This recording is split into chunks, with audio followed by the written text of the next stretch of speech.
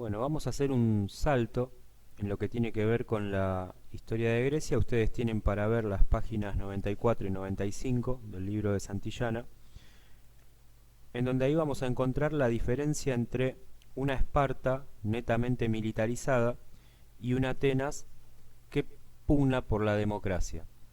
Bueno, en ese sentido, la diferencia entre unas y otras, o entre una y otra mejor dicho, es que en Esparta los niños ya son parte de lo que tiene que ver con la educación militar, mientras que en Grecia quizás se educa más desde el lado de la filosofía, ¿no? Y en torno a lo que es el poder de la democracia. En el caso de Esparta, ¿sí? Como decía entonces, es una sociedad militarizada que tiene por defecto una diarquía. ¿Qué es una diarquía? Bueno, cuando gobiernan dos personas debajo de un consejo que es el Consejo de Ancianos o también denominado la Gerusia. Y después, en el último escalafón, están los éforos, que son aquellos magistrados que podían movilizar el ejército cuando gustaran. Por supuesto que esto tenía una posición de asamblea, ¿no? En donde se debatía esta movilización del ejército también. Entonces ahí notamos, entre otras cosas, una estructura social bastante particular en torno a lo que es Esparta. Ustedes van a ver en el libro también que se van a encontrar con los periecos y con los silotas. Los periecos descienden de comunidades campesinas que no se opusieron jamás a lo que fue la invasión doria. ¿Se acuerdan? Los dorios eran parte de la segunda oleada de invasiones indoeuropeas en la región de Grecia. Y después los silotas, que eran los que habían resistido a la invasión y entonces constituían la parte más numerosa de la población. Entonces ahí podemos determinar el condicionamiento social que van a sufrir los silotas en torno a que fueron los que se opusieron a un elemento que en realidad terminó dominando la región, ¿no? Entonces, entre hilotas y periecos, los periecos salieron más acomodados.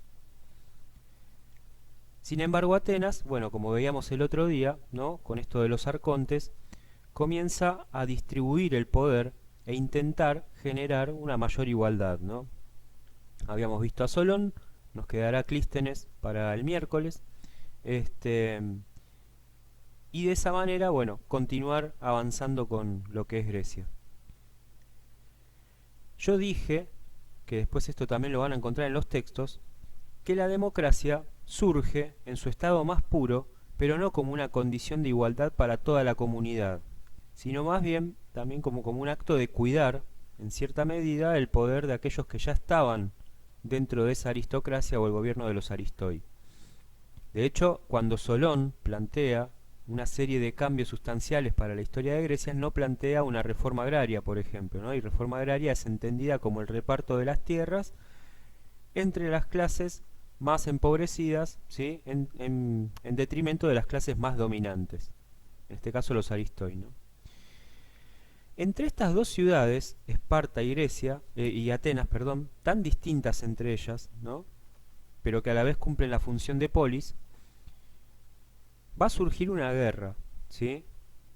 O mejor dicho, van a participar de una guerra a la que se va a denominar las guerras médicas, que en lo posterior va a terminar enfrentando a estas dos grandes ciudades. Durante lo que fue las guerras médicas, el Egeo estaba totalmente modificado. Hacia el siglo VI y el siglo V, tiempo que nosotros estuvimos analizando la clase anterior, Ciro ya domina Rodas y Quíos, que son dos ciudades importantes de Grecia, e intenta dominar también las rutas comerciales, que era lo que más le interesaba a él. Recuerden que él venía del oriente, ¿sí? El oriente ya estaba siendo dominado por él, y el dominio va a llegar incluso hasta Egipto. Cuando Darío también después, en lo sucesivo, tome Tracia y Macedonia. Eso implica también el poder, ¿no?, que estaba ejerciendo eh, el dominio persa sobre los griegos. Hace una alianza con algunas ciudades jónicas que conlleva justamente a elementos de traición puestos en un tal Aristágoras. Aristágoras, que en una primera parte de su historia con los medos, con los persas, por eso guerras médicas, por los medos y persas. Recuerden cuando yo les contaba sobre estos pueblitos medos y persas, cómo los persas van ejerciendo su dominio. Bueno, está creo que en uno de los videos. Cuando Aristágoras, perdón, trata de hacer una alianza con los persas, en realidad se da cuenta de que los persas son fuertemente centralistas y que no iban a cumplir nada de lo prometido a Aristágoras, que era, entre otras cosas, sostenerlo en el poder. Ahí es cuando Aristágoras se escapa y pide rebeliones. Sin embargo, hacia el 494 surge la destrucción total, que son consecuencias directas para Atenas, porque Darío cree que debe dominar con Atenas vencida, no puede dominar las diferentes partes de la región griega si Atenas no está vencida, porque Atenas era la ciudad más relevante de Grecia, con más irradiación cultural. Entonces se reclama ayuda a Esparta. Atenas le pide a Esparta que participe de esta guerra, porque Atenas ya se veía venir toda esta problemática que iba a conllevar en su posterior destrucción. Primero Esparta se va a negar, ¿no? En los tiempos de los Alcmeónidas, Clístenes y las reformas oligárquicas, ahí nos estamos enfocando, Clístenes lo vamos a ver poquito tiempo, es en tanto y en cuanto surge también toda esta problemática. Hacia el 485 muere Darío. Temístocles, que es el nuevo arconte de Atenas, se dedica a construir en todo ese proceso 100 navíos. Condena a ciertos enemigos al ostracismo. Acuérdense que el ostracismo va a ser una de esas leyes que marquen justamente la historia de Grecia, a aquellas personas que se tienen que exiliar por haber acometido algo ilegal, ¿no?, y que de repente se tienen que ir de ese lugar de pertenencia, y que a veces eso era una pena tan grande, ¿no?, que muchos preferían la muerte. Y entonces Esparta empieza a dirigir la guerra. Ahí vienen los 6.000 de Esparta y Leónidas. Hay una película que se llama 300, la cual no solamente tiene algunos errores históricos, sino que este es el más circunstancial. En 300 se muestran a 300 soldados espartanos, guiados por Leónidas, hacia su marcha final. En realidad no eran 300, sino que eran 6.000, pero que tuvieron que resistir ante todo un imperio, que era el imperio persa, que llegaba para invadir, sin pedir permiso, ¿no?, y en esta consideración de Atenas vencida. Entonces los espartanos marchan a la guerra. En principio Leónidas va a tratar de defender la región. Bueno, va a terminar en masacre, por supuesto, pero con una valentía y heroísmo de parte de los espartanos muy grande. Y Temístocles termina utilizando un astuto recurso. Entrega la ciudad de Minerva, dice, bueno, nos vamos, ¿sí?, exilio para todos. Sin embargo, lo que estaba en realidad haciendo o ejerciendo era un poder de sorpresa. Los persas, creídos de que la ciudad estaba vacía y olvidada y listos para tomar, se dan cuenta de que en realidad era todo lo contrario, y que Temístocles había ejercido el don de una estrategia fundamental para defender a Atenas. Así las cosas, se va a producir el fin de la guerra hacia el 480 a.C. y el 479 con los acuerdos de Platea.